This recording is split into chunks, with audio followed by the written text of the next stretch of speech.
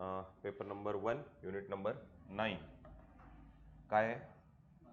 नातेसंबंधांच्या पद्धती. बरोबर. पहिले तर याच्याबद्दल बेसिक डिस्कशन करूयात. नातेसंबंधांच्या पद्धती म्हणजे काय असतं? नातेसंबंध हा शब्द आपण रोजच्या आयुष्यात पण ऐकतो की काय आहेत नातेसंबंध. पण याचं एवढं महत्त्व आहे की समाजशास्त्रीय दृष्टिकोनातून आपल्याला शिकावं लागेल का, ते पहिल्यांदा आपण चेक करूयात की नातेसंबंध म्हणजे काय असतं. नातेसंबंध आपण कालच्या लेक्चरला जाता जाता डिस्कस केलं थोडंसं की हे जे नातेसंबंध आहेत ते कसे तयार होत असतात. रादर नातेसंबंध म्हणजे एक प्रकारे व्यक्ती आणि व्यक्तीमधले काय आहेत, बंध आहेत, बॉन्ड आहेत. ठीक आहे, राईट. आणि हा जो बॉन्ड आहे, ह्या बॉन्डमुळे काय होत असतं, दोघांमध्ये संवाद होत असतो. बरोबर, राईट. संवाद कसा होतो तर दोघांमध्ये एकमेकांकडनं ह्या नातेसंबंधांमुळे किंवा ह्या बंधांमुळे अपेक्षा निर्माण होतात. बरोबर आहे, राईट. आणि त्या अपेक्षांमुळे तो संवाद होत असतो आणि ह्या संवाद आणि अपेक्षांमधून तयार होतं त्या व्यक्तीचं वर्तन. बरोबर. आणि ते वर्तन जे आहे, मग त्या वर्तनामधून आपल्याला सामाजिक वास्तव्य कळतं. बरोबर आहे का, राईट. तो अल्टिमेटली आपला उद्देश काय आहे, सामाजिक वास्तविकता समजून घेणे. हा आपला फायनल गोल आहे ना.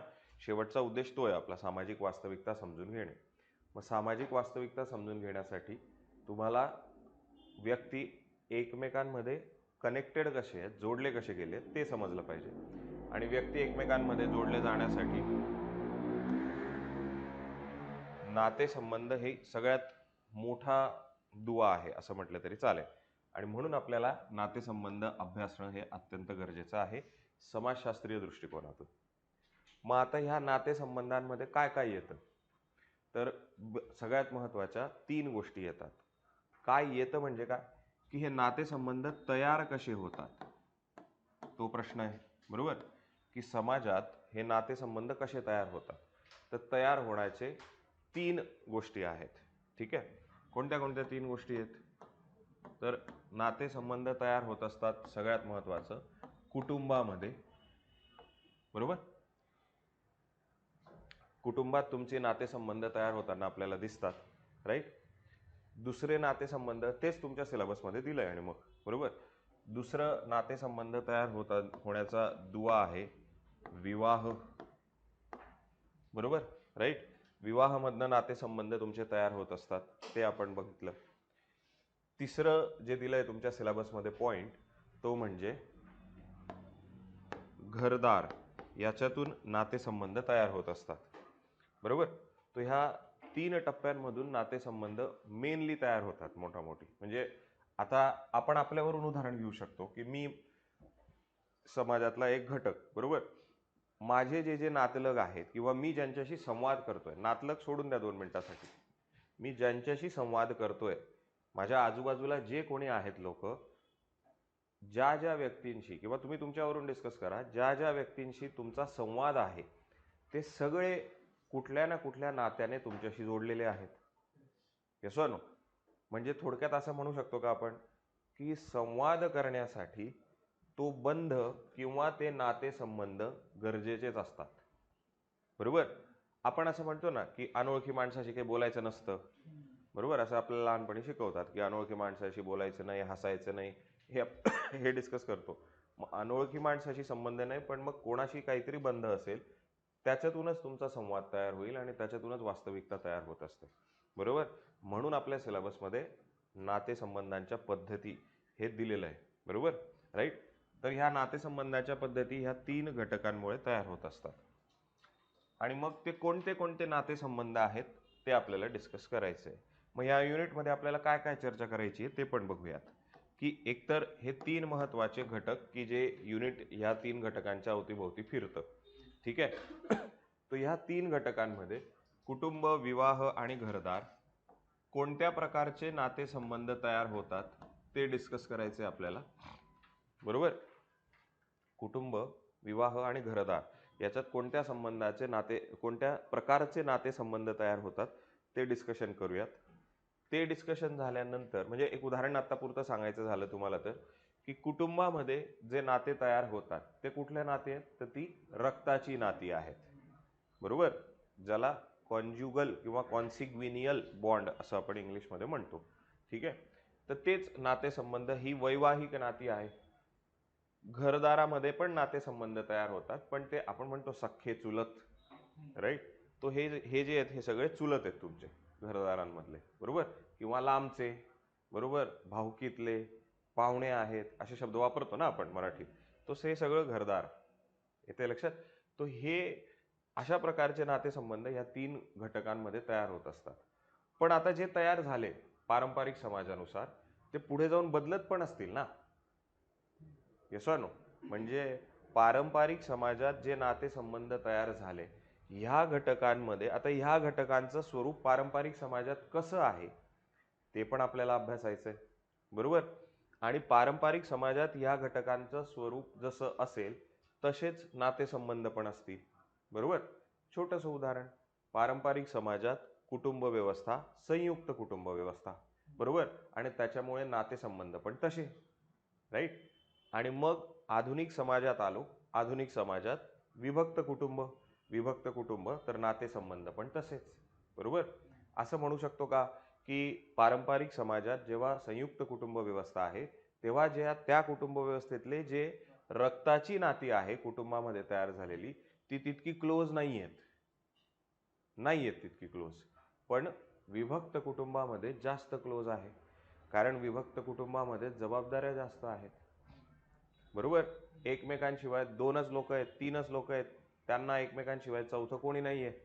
बरोबर, त्याच्यामुळे विभक्त कुटुंबात रक्ताची नाती ही जास्त स्ट्रॉंग असतात असं म्हणता येऊ शकतं. संयुक्त कुटुंबामध्ये पितृसत्ताक पद्धती जास्त रूढ प्रमाणात राबवली जाते.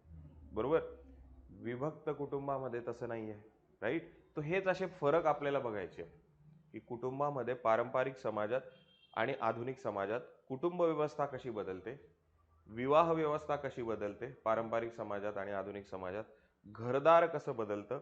म्हणजे आता याचंही उदाहरण सांगायचं झालं, पारंपरिक समाजामध्ये कुटुंब व्यवस्थेला जास्त महत्त्व होतं घरदारापेक्षा, पण आता जेव्हा आपण आधुनिक समाजात येतोय तेव्हा कुटुंब व्यवस्थेचं महत्त्व कमी झालंय आणि घरदाराचं महत्त्व वाढलंय. ठीक आहे, तर हे कसं झालंय, याची कारणं काय, ते सगळं डिस्कशन करायचंय आपल्याला याच्यात. ठीक आहे, आणि मग अकॉर्डिंगली त्याच्यानुसार तुमची नातीसंबंध बदलताय. बरोबर, आणि ती नातेसंबंध बदलताय तर तशी तुमची सामाजिक वास्तविकता बदलते. ठीक आहे, तो हेच व्हेरिएशन याच्यात सगळं डिस्कस करायचं ह्या युनिटमध्ये. समजलंय, राईट. तो मोठी हे सगळं डिस्कशन आहे ह्या युनिटमध्ये आपल्याला करायचं. अंडरस्टूड. मग आता थोडंसं सिलेबस बघू, काय काय दिलेलं आहे तुम्हाला सिलेबस. तर नातेसंबंधांच्या पद्धती,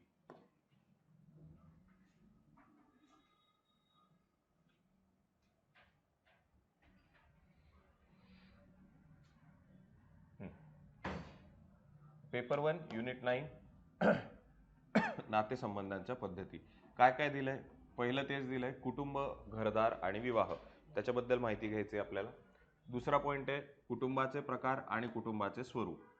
तिसरा प्रकार आहे, आता कुटुंबाचे प्रकार आणि कुटुंबाचे स्वरूप हेच आपल्याला याच्यातच डिस्कशन करायचंय सगळं.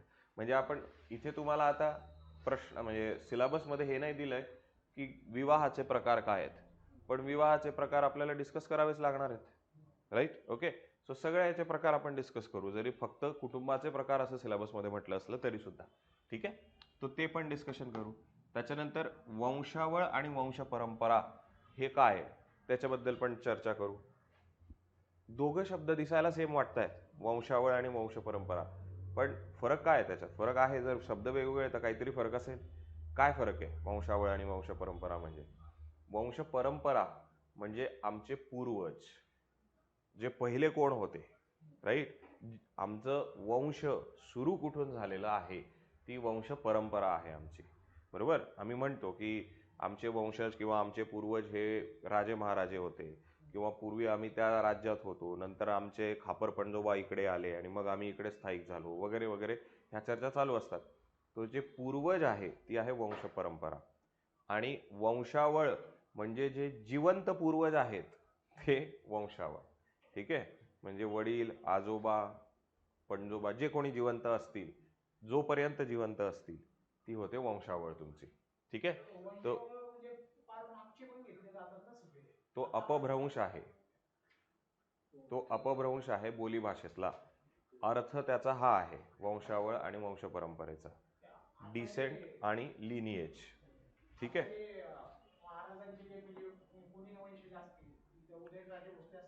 जनरल वंशज एवढंच म्हटलं जातं फक्त शब्द. ते बोली भाषेत येतं, अपभ्रंश झालेला आहे. विषयानुसार दोघांचा अर्थ वेगवेगळा आहे.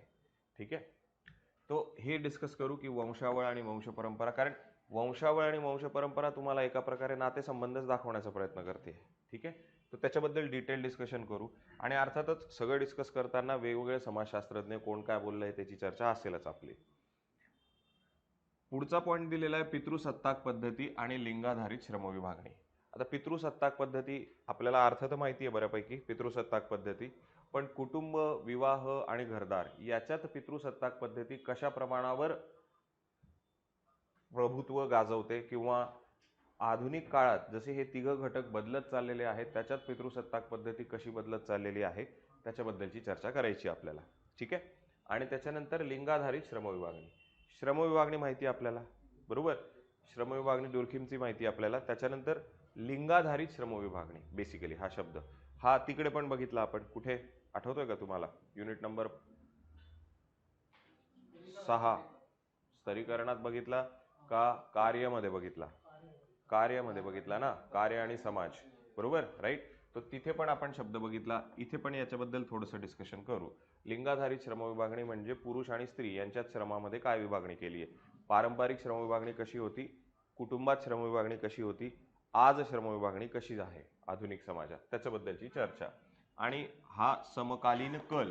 आता हे सगळं डिस्कस करत असताना हा ई पॉईंट काय सेपरेट आपण डिस्कस करणार नाही, हा याच्या सोबतच सगळीकडे डिस्कस करू. समकालीन कल काय आहे, समकालीन कल काय, आधुनिक समाजात जो कुटुंबात बदल होतोय तो समकालीन कल आहे, बरोबर. विवाह पद्धतीमध्ये जे तुम्ही आता विवाहावरून लिव्ह इन रिलेशनशिपमध्ये आपण शिफ्ट झालोय, तर तो समकालीन कल आहे, बरोबर, राईट. तो समकालीन कल पॅरलली डिस्कस करत जाऊ, असा सेपरेटली तो पॉईंट डिस्कस नाही करणार आपण. समकालीन कल लक्षात आलाय. तो हा एवढा सिलेबस तुमचा पेपर 1 मध्ये आहे. आता बघा पेपर 2, पेपर 2 चा ओव्हरलॅपिंग पॉईंट परत, की पेपर 2 पार्ट बी भाग ब आणि युनिट नंबर 5. तो याच्यात आपल्याला दिसतंय काय की भारतातील परत सेम नातेसंबंधांच्या पद्धती आहे, पण फक्त भारतातील नातेसंबंधांच्या पद्धती एवढंच दिलेलं आहे. ठीक आहे, आणि मग त्याच्यात वंशावळ, वंश परंपरा सेम आहे इकडचं, फक्त भारतातील डिस्कस करायचं आहे. नातेसंबंधांचे प्रकार सेम आहे इकडचं. आता नातेसंबंधांचे प्रकार जेव्हा कुटुंबाचे प्रकार आणि ते डिस्कस करतोय तेव्हा नातेसंबंधांचे प्रकार आलेच आहे डिस्कशनमध्ये. कुटुंब आणि विवाह पद्धती ते इथे आहे, कुटुंब आणि विवाह पद्धती.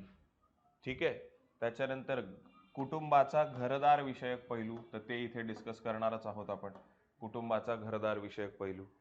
त्याच्यानंतर पितृसत्ताक पद्धती, पितृसत्ताक पद्धती दिली आपल्याला. हक्क आणि लिंगाधारित श्रमविभागणी, लिंगाधारित श्रमविभागणी सेम आहे सगळं.